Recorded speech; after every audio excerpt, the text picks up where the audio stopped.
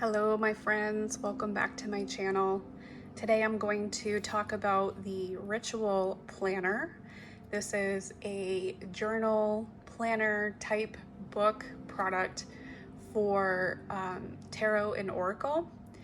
And you may have seen this on Facebook or Instagram or any social media platform where you have been looking at metaphysical stuff. This has been advertised a lot. And I finally caved in and bought one, and I have some experience with it now over the last couple months, so I'd love to share what I've learned about it and maybe inform you so that you can make the choice whether this is right for you or not.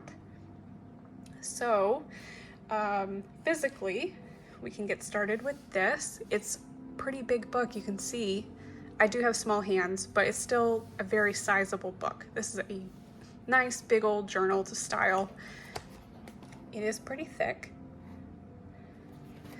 The coiled spine is really nice so that you can flip it around, all that good stuff. It's beautiful, and it has that soft touch finish on the paper, so it feels lovely in your hands.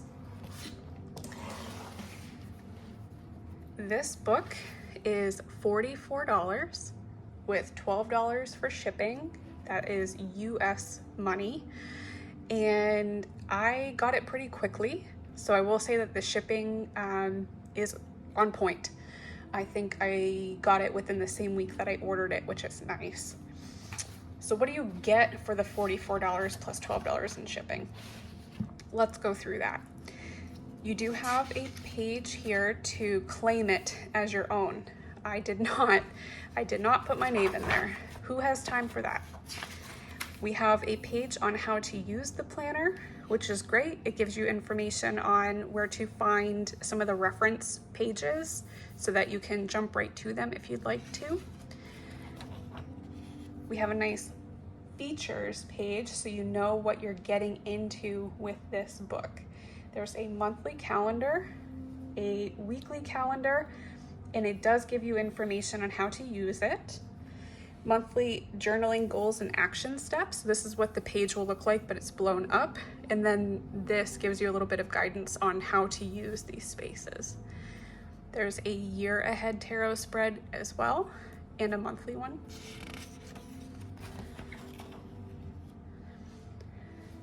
There's also some really cool reference guides in here. This one's specifically for astrological information on planets, houses, signs, aspects, modes, elements, and then a little bit of information on how to fill out your personal birth chart.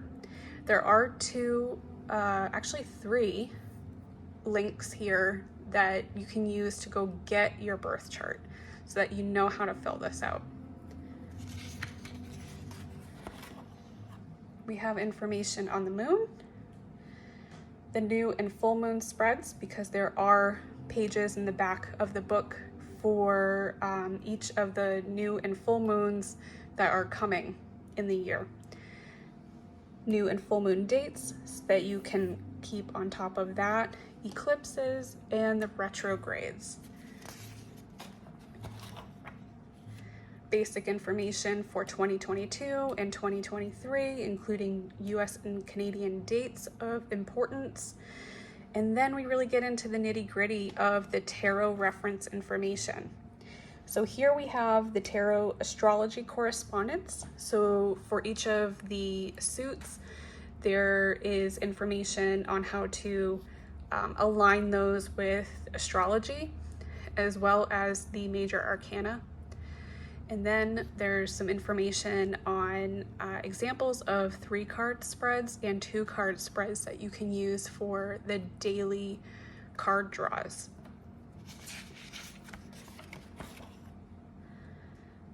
We get more of a cheat sheet here with the tarot card meanings. So for each of the minor arcana suits with the numbered cards, there's an upright and reversed meaning. And then the same thing for the major arcana all the way across the bottom here. So really good stuff for a beginner to have all in one place. This I will say that I was expecting more guidance on how to integrate this information into the rest of the book. I never discovered it. So for me, this felt like a missed opportunity, more of a pump and dump. You know, here's some information on your birth chart, fill this out, and then never use it again. So if anybody has used this and have found a way to integrate it, I would love to know in the comments, because to me this felt sort of wasteful, but it could be good for you if that's something that you like to pull in.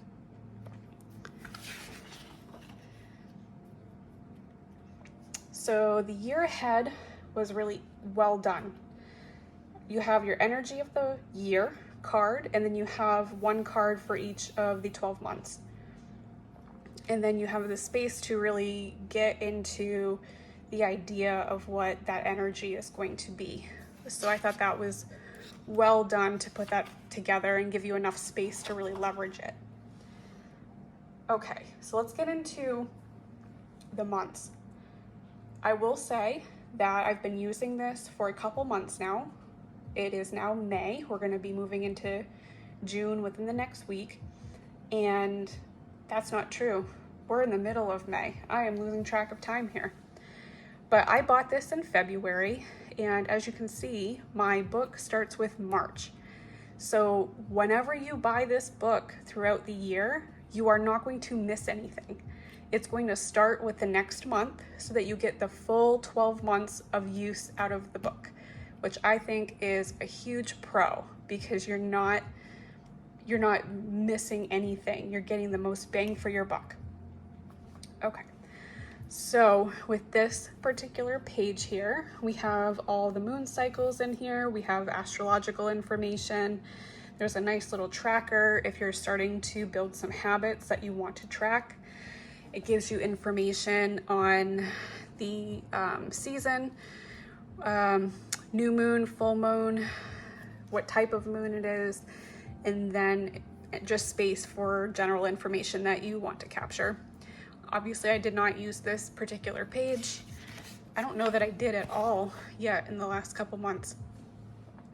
Here is that monthly, I guess, check-in page, you could say. Intentions, feeling inspired by, looking forward to, need to let go of, the month's priorities, how I want to feel, highlights, and then your goals. And then how can you integrate action items into the 4 weeks to achieve that goal. Clearly didn't use it for March. I think I used it for May, but when we come to that, we'll look at it. For March, you get six cards: energy of the month, love, money, work, health, and spirit. And you have information, really space so that you can provide your own information on those cards. And at the end of the month, there's the reflections. So that's a pretty good place to begin, so you understand what you're getting into for the month. And then we have the weekly sort of pages. For each week, you can use the affirmation space if you like to. Personally, I did for a little bit and then I stopped using it. You can pull a card for the week and interpret it, and then at the end of the week have a space to reflect on it. And then for each of the days, you have a line here to fill in what spread you're going to use. If you want to, you can leverage those 3-card or 2-card spreads that are mentioned in the beginning of the book if you want, or you can completely deviate and use it as you'd like to. This is a very flexible space, which is nice. It provides the structure for you to make sure that you do it on a daily basis, but it allows the flexibility to use however you want to. And I have used it a few different ways, and I will show you that. But you do have space to do your 3 cards, 3 interpretations, and then have a reflection at the end of the day. So you can see that I did do 3-card spreads. I would put the spread name at the top here. Sometimes I didn't. I did that for a little bit, and then I kind of flopped back and forth with using the spread page or line rather for writing what deck I was using. And then I realized that I didn't have enough space in here, so I moved over to a journal and did some journaling on these other days. April, same thing. Didn't use this page, definitely used this page. And then I get a little bit sporadic with how I use it. So you will see some days are full and some days are not, where I fall off the wagon. This, I started crossing out the spread and I just put what deck I was working with because this is a new deck for me. So I wanted to do 1 card draws or up to 2 if I had a jumper, and then I would just do a full like paragraph of what was going on with that particular card so that I could get to know it. With May, I did start to use this space, only part of it, but I felt like it did help a little bit. And then we're going right back into the same sort of scenario for that monthly, weekly, daily spread. So we're gonna go all the way to the back here. Like I said, mine started with March, so this should be my last month. I should have all the way through the end of February to complete my 12 months. Oh, actually goes a little bit more into March, so that's cool. And that's the end of the monthly, weekly, daily spreads. And now we're moving into the moon area. So we have a massive moon calendar here. And then we have those spreads that I was talking about. Let me go to a blank one. So you'll get a new moon and then the full moon with the dates for each month. So it goes very consecutively. And then it gives you a little bit of information on what those cycles actually mean for their placement. So it's really great in the fact that you have so much room to work with this energy, but it's customizable, it's flexible. You can use a spread from the beginning of the book because there was a new moon and a full moon spread that was suggested, or you can go completely off the rails, use a different spread that you want to, or just intuitively draw and journal as you will. I will show you what I did. So I did start off using the 6 card spreads that was suggested in the beginning of the book. It was pretty good, but then I have a friend that does creation of decks and spreads, and I started using theirs. And they had spreads that were very specific to what phase of the moon and what astrological sign it was in. So they were way more specific. You can see that there's a different question or prompt for those cards. So I started leveraging that instead, but this book is great in that it allows you that opportunity to use it as you need to. So I really appreciated that because I wasn't locked into using it how the creator of this book wanted. So the freedom has been great. Another thing I will say is that for me personally, for the full moon phases, which I could probably do the same thing for the new moon, but full moon, I wanted to understand when was the new moon in that same sign so that I could look back on what I did or what I had planned on for the new moon in that sign. So it's about 191 days between the new moon and the full moon phase in a particular sign. New moon is where you really start to set the intention of how you're going to work with the energy in that sign. And then at the full moon is really the fruition of that. So I wanted to be able to go back and look at what I had planned on and what actually transpired. So I think that's pretty interesting. I sort of wish they had included that in the book, but they didn't, and that's okay. So you have the new moon, full moons for the entire year. And then at the end, we have a notes section. And this is, let me get to a blank page here. It's bullet journal style, just bulleted large pages. Again, my hand for reference, very big. And I used this the most, honestly, because it had that freedom to use whatever spread I wanted to. So I've been testing out some spreads for folks who are deck creators or tarot spread creators. And I love that I had the freedom to do that here and did it quite frequently. Did some shadow work here. And I only have a few pages left that I could actually use for this. So interestingly, the best value that I got out of this was the bullet journal style paper. At the very end, we have some more information on the void moons, aspects, all this astrological stuff that I honestly won't use. It's just not that interesting to me, but I'm sure somebody would use it somehow. But that is the book in a nutshell. So again, $44 for this book, $12 in shipping, $56 total. With that, my pros is there is a lot of guidance in here. This doesn't give you a journal that you have to just figure out on your own. There's a lot of information in the beginning of this book to help you understand different ways that you can use it. I love that it gives you the 12 months of use, regardless of when you buy this. The fact that it will start your 12-month cycle when you buy it is awesome, so that you aren't missing out, wasting money on buying something where you can only use a fraction of it. So I think that's great. Flexibility of use is really awesome too. It has suggestions for spreads that you can use for the monthly, for the new moon, full moon, for your 3-card spreads, but it never locks you into it. You can do whatever you want, and I do enjoy that.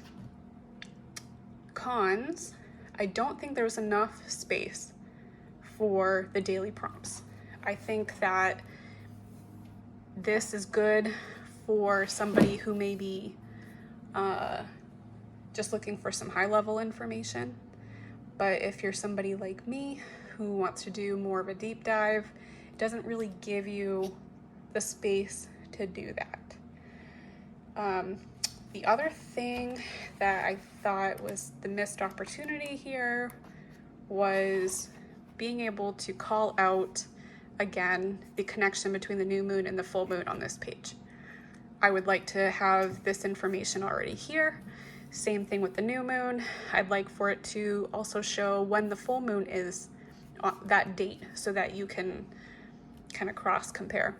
In a way, it's already sort of stated in the beginning here, because it will say, you know, when your new moon is, what sign it's in, and then you can find the corresponding full moon as well. So you can do that yourself, but I wish it was just up front.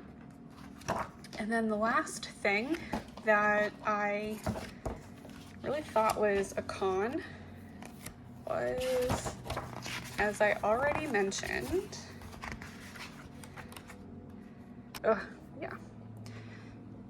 what do I do with this? How do I use it? Where do I go from here? I just don't really know.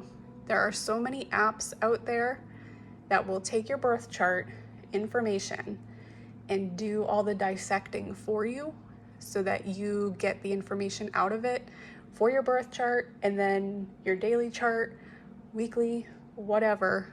It does all that for you. This seems to me a little bit unnecessary, but again, if you've used this, or you just have an idea of how to integrate this into the prompts for the weekly, the monthly, the moon spreads, or your daily, would love to know. Please leave those in the comments. So overall, it's an interesting book. For my own personal use, I don't think I'm gonna buy this again. What I did learn from it though was how much I love that bullet journal style. So I went and bought a bullet journal from Michaels. And I'm gonna use that more so than I have used this. So I think it's great for a beginner because of all the information it provides you. It's very user-friendly. I have no qualms with it in that regard at all.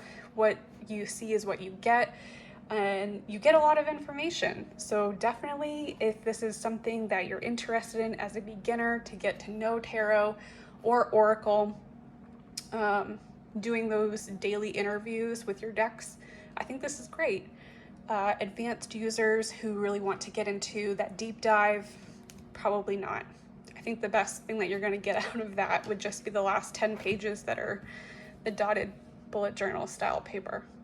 So, all right, I think I'll leave it at that. That is my review of the Ritual Planner. If this is something that you're interested in buying, I will leave a link in the description. As always, if you could like, comment, subscribe if you find this information helpful. That will inform me what you like to see, what you want to see more of. And if you have any questions or comments, please let me know. I'd love to hear from you. Okay, my friends, I will leave it at that. I hope you have a great day. Take care.